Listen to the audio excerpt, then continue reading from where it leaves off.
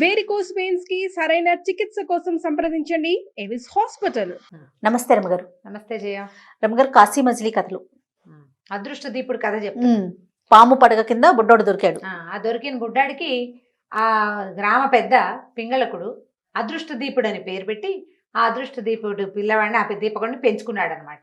పెంచుకుంటే పిల్లాడు కొంచెం 4-5 ఏళ్ళు వచ్చేసరికల్లా ఏం చేశారు, బళ్ళు అక్కడ ఏదో చిన్న పాఠశాల లాంటిది ఉంది, పిల్లలకి అన్ని నేర్పించేవి. ఆ నేర్పించే దాంట్లో ఎవరికేం చెప్పినా వీడికి వచ్చేసేది.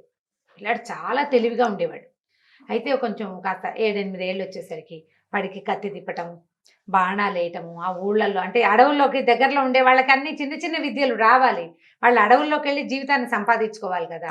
ఇలా క్రమంగా నేర్చుకున్నాడు. వాడికి 10-12 వచ్చాక వాడికి ఏం తెలిసిందంటే తాను అందరికంటే భిన్నంగా ఉన్నానని తెలిసింది. వీడు తెలుపు, పొడగరి, వీడు జుట్టు, వీడికి చేతి వేళ్ళు, కాలు వేళ్ళు బలం ఒక డిఫరెంట్గా ఉండే. వీడు రాచకొడుకు. ఎక్కడికి పోతుంది ఆ లక్షణం? వీళ్ళంతా సామాన్యంగా నల్లటి వాళ్ళు, అడవుల్లో తరాల వెంబడి అడవుల్లో ఉండటం వల్ల ఆ జీన్స్ ప్రకారం వాళ్ళకి తనకి ఏదో తేడా ఉందని, తను వీళ్ళలాంటి వాడి కానని వాడికి తెలిసేది. అయితే ఈ పింగళకుడికి తల్లి ఒక ముసలి మామ ఉండేది. ఈ పిల్లాన్ని పెంచుకున్న ఆయనకి ఆవిడ ఏం చేసేది, ఈ రాచబిడ్డలాగా కనపడే ఈ అదృష్ట దీపుడికి దగ్గర కూర్చోబెట్టుకుని ఆ రాజు కథ ఈ రాజు కథ ఎప్పటెప్పటివో రామాయణ మహాభారత కాలం నాటి రాజుల కథలు చెప్తూ ఉండేది. వీడు మంచి ఫ్యాంటసీలోకి వెళ్తుండేవాడు అనమాట. ప్రతి కథని ఊహించుకునేవాడు తానే అని. అన్ని కథలు ఒక కంటి ముందు విజువలైజ్ చేసుకునేవాడు అనమాట. మా అమ్మ బాగా చెప్పేది కథ. రాజుగారు విక్రమార్కుడి కథలు, తర్వాత రాజు ఎట్లా ధర్మపరుడిగా ఉండాలి, మంత్రి ఎట్లా తెలివిగా ఉండాలి, సైన్యాధిపతి ఎంత సాహసిగా ఉండాలి, అట్లా సాహసికులైన వాళ్ళ గురించి ఎన్ని కథలో చెప్పేది. రోజు రాత్రిపూట మామ దగ్గర చేరేవాడు ఆ కథలకి. వినగా వినగా వినగా వీడికి ఏమనిపించేది, తన ఒడుపు, తన తాలూకు ధోరణి ఈ రాజులకి దగ్గరగా ఉన్నట్టు తెలిసేది. ఏమిటి నేను ఇలా ఎందుకుంటున్నాను, ఒక డిఫరెంట్గా ఉండాలనిపించేది. కొద్దిగా 15 ఏళ్ళు వచ్చాక ఏం చేసేవాడు, చేసేట ఈ అబ్బాయి తన వయసు పిల్లల్ని, తనకంటే చిన్నవాళ్ళని, ఒక పెద్దవాళ్ళని ఒక గుంపుగా కూడగట్టుకుని అందరూ పోయి అడవిలోకి వెళ్ళేవాడు. అక్కడ ఏం చేశాడంటే ఒక విశాలమైన ప్రాంతాన్ని సెలెక్ట్ చేసుకున్నాడు.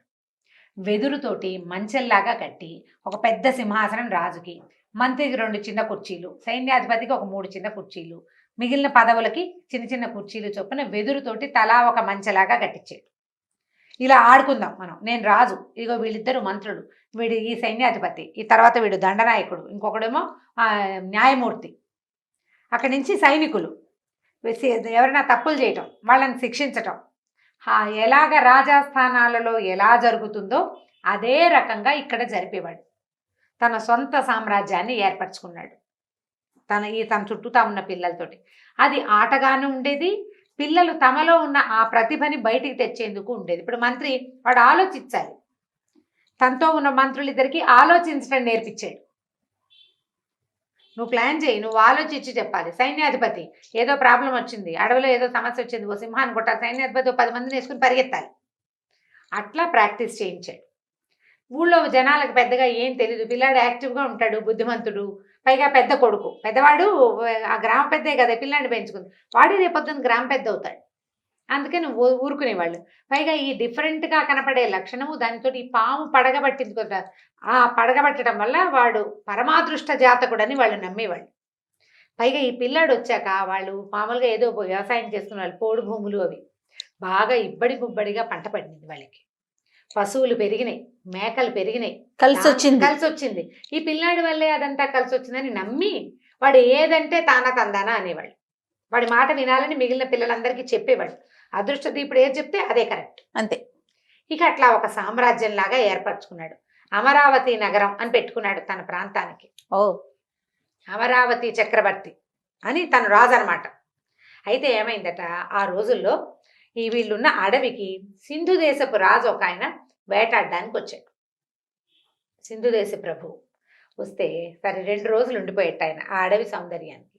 అది ఇక్కడ ఈ కుర్రాళ్ళు ఊరంతా తిరిగి వేగుల వాళ్ళని కూడా అలవాటు చేశాడనమాట.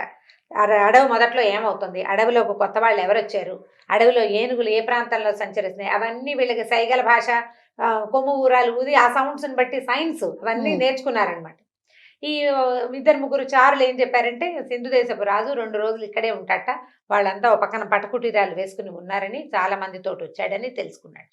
అప్పుడు ఏం చేశాడంటే ఈ ఊళ్ళల్లో ఈ అడవుల్లో చారపప్పు, పుట్ట తేనె మంచివి, తర్వాత 2 మంచి మంచి ఏనుగు దంతాలు, పులి గోళ్ళు, అవి చక్కగా బాక్సులు, ఈ వెదురుతోటి చిన్న చిన్న పెట్టెలు చేయించి, అదేముంది చిన్న చిన్న బుట్టల్లాగా ఇట్లా అల్లుతారా, ఒక చిన్న బుట్ట పెద్ద బుట్టకి మూత, అట్లా మూతలు పెట్టించి ఒక పెద్ద దాని నిండా చారపప్పు పోసారు. చారపప్పు అని దొరుకుతుంది కదా అడవుల్లో, విప్ప పువ్వు, అవన్నీ ఏంటంటే అడవుల్లో సులువుగా దొరికేవి, నగర ప్రజలు వాటిని కొనుక్కుంటారు, అవి ప్రత్యేకమైన వస్తువులు.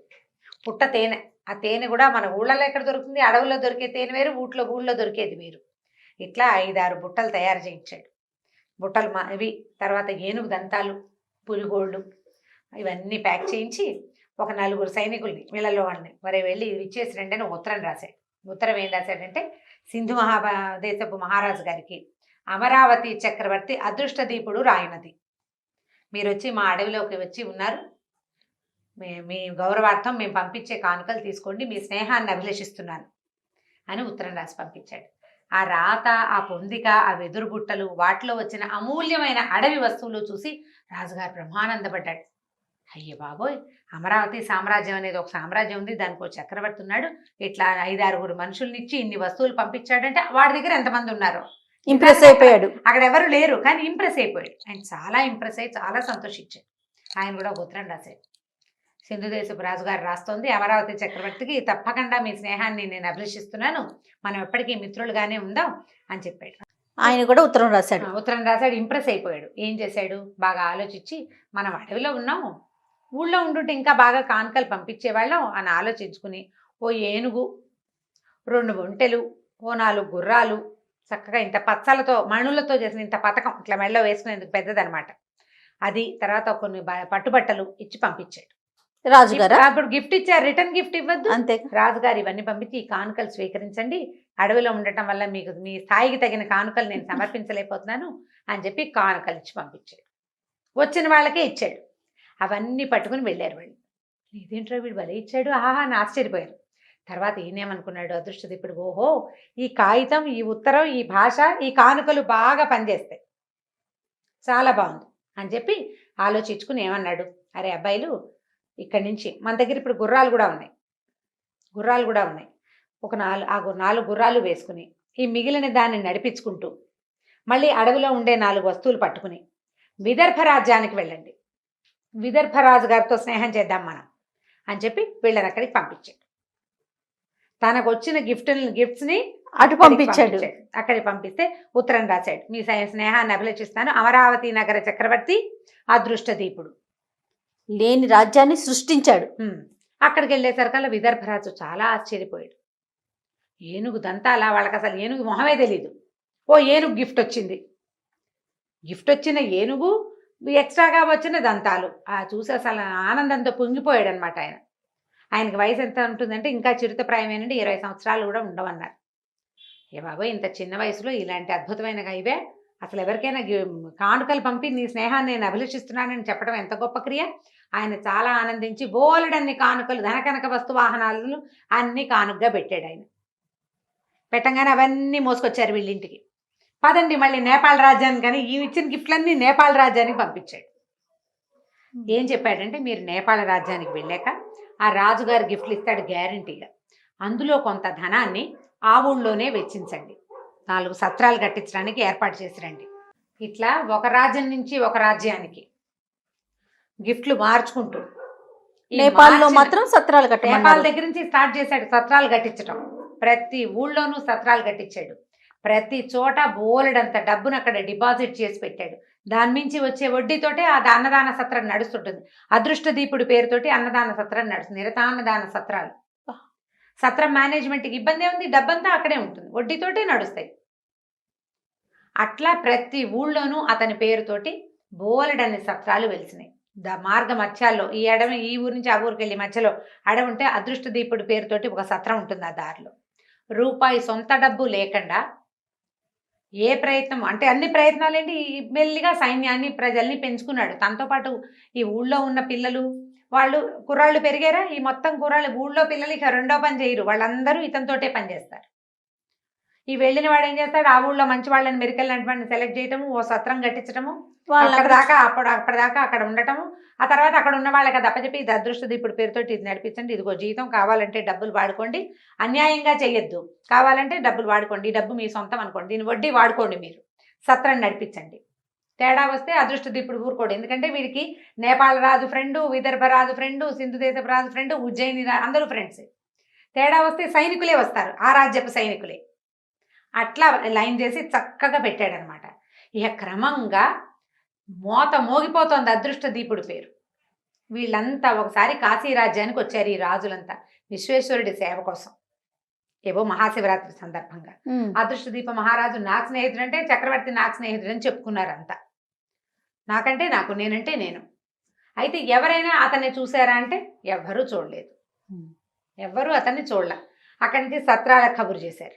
సత్రాల్లో డబ్బు ఆయన ఏమి రాడండి, డబ్బంతా ఇక్కడే ఉంటుంది, దాని మీద వడ్డీతోటే సత్రం నడుస్తుంది, సత్ర నిర్వహణ ఆయన వచ్చి చూసుకున్నది ఎప్పుడూ లేదు, వాళ్ళు మొదట ఏర్పాటు చేసి వెళ్ళిపోతారంతే.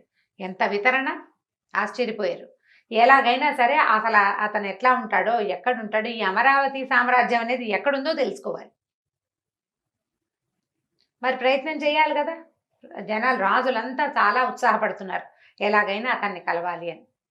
కొంతమంది మాకు తెలుసు అంటారు, ఈయన కాశీ వెళ్తున్నాడంటే కాశీ, అందరూ కాశీ చేరారు, ఈయన కూడా వస్తాడేమో దానాలు పట్టచ్చని కొంతమంది చేరారు అక్కడ. వాళ్ళలో వాళ్ళు మాట్లాడుకుంటుంటే వీళ్ళు ఏమని తెలిసిందంటే, మొట్టమొదట సింధురాజుతోటే అతను పరిచయం కలిగి ఉన్నాడు, అదే తెలిసింది. అది తప్ప ఇంకా తెలిసిందేం లేదు. ఇప్పుడు నేను ఇచ్చిన గిఫ్ట్లే నీకు ఇచ్చాడు లాంటి మాటలు రావు, ఎందుకంటే ఆయనకి గిఫ్ట్లు పంపండి అని రాజు చెప్తాడు, కానీ నిశ్చయంగా వాళ్ళు ఏమి ఇచ్చారో రాజులు ఏ రాజుకి తెలియదు. అవన్నీ ప్రత్యక్షంలో జరగవు కదా, పరోక్షంలో జరుగుతాయి. కాదండి, క్రింది స్థాయిలో జరిగేవి పెద్దవాళ్ళకి తెలియదు కదా రమ్మగారు. ఆ తెలియకపోవడంతో ఈయనెవరో, ఈ అమరావతి సామ్రాజ్యం ఎక్కడుందో తెలుసుకోవాలని చాలా ఉత్సుకతతోటి రాజులందరూ మంచి ఉత్సాహంగా ఉన్నారట. అయితే ఇతను ఉన్నాడు కదా, ఈ మన అదృష్ట దీపుడికి తన తల్లిదండ్రి ఎవరో తెలుసుకోవాలని చాలా గట్టిగా ఉంది. వీళ్ళు కాదు అని తెలిసింది, తెలుసు అతనికి చిన్నప్పటి నుంచి తెలుసు. అయితే ఏ తల్లి అయితే ఎవరైతే తన పక్కన మరణించి ఉందో ఆమె తన తల్లి అని భావించేవాడు. ఓహో, తన తల్లిని భావించేవాడు అతను. అయితే ఒకసారి ఏమైంది, సరే ఇలా అయితే ఇంకా లాభం లేదు, ఈ రాజులంతా తనున్న సామ్రాజ్యాన్ని చూడడానికి వస్తారు, ఆ ప్రయత్నం చేస్తారు ఇంకా, ఎందుకంటే వాళ్ళంతా తన కోసం చర్చలు జరుగుతున్నాయి, తన మీద ప్రశ్నలు మొదలైనవి. కాబట్టి సామ్రాజ్యాన్ని ఏర్పరచుకోవాలి, దాన్ని సుస్థిరం చేసుకోవాలి, ముందు దేశాటన చేయాలి. దానికోసం తనతో పాటు ఊళ్ళో మొట్టమొదటి నుంచి తన కార్యక్రమాల్లో ఉన్న బలభద్రుడు అనేవాడిని తనకి తోడు తీసుకున్నాడు. ఇద్దరు కలిసి దేశ సంచారానికి బయలుదేరారు. జీవితాన్ని స్థిరపరచుకోవాలి, తన తల్లిదండ్రి ఎవరో, తన తల్లి ఎక్కడదో అవన్నీ తెలియాలి కదా, ముందు అసలు బయటికి వెళ్తే తెలుస్తాయి. అందుకని ఆలోచించి అతను 2 గుర్రాలు వేసుకుని కొంత సొమ్ము ఏదో తీసుకుని ఎలా వెళ్ళాడు, ఏ ఊరికి వెళ్ళినా తను నిర్వహించే వాటికే వెళ్తున్నాడు. అతను తన పేరుతో నిర్వహణ జరిగే సత్రాలకే వెళ్తాడు. ప్రతి చోట చక్కగా జరుగుతున్నాయి ఏర్పాట్లన్నీ. అదృష్ట దీపుడు ఓహో అంటారు, ఇతడే అతడని ఎవరికి తెలియదు, కానీ అతను ఎక్కడా చెప్పలే ఆ మాట. పేరు మార్చుకునేవాడు, ఊరికి పేరు మార్చేవాడు, ఊరికి పేరు మార్చుకునేవాడు. పెద్దగా పేర్లు కూడా పెద్దగా చెప్పాల్సిన అవసరం లేకుండానే ఉండేది. ఆ తిరుగుతూ ఉండేవాడు అనమాట. ఈ తిరుగుతున్న క్రమంలో ఏం జరిగింది, ఇతను తన తల్లిని, తండ్రిని, రాజుగారు అబ్బాయి కదా, ఎట్లా కలుసుకున్నాడో వచ్చే భాగంలో తెలుసుకుందాం మనం. ఓకే రమ్మ గారు, కానీ భలే ఇంట్రెస్టింగ్ ఉంది ఇతని మాత్రం స్టోరీ. అవును, బాగుంటుంది కదా. రైట్ రమ్మ గారు, నమస్తే. నమస్తే జయ. ఈ వీడియో కనుక మీకు నచ్చినట్లయితే లైక్ చేయండి, షేర్ చేయండి. మరిన్ని వీడియోస్ కోసం మా ఛానల్ సబ్స్క్రైబ్ చేసుకోండి.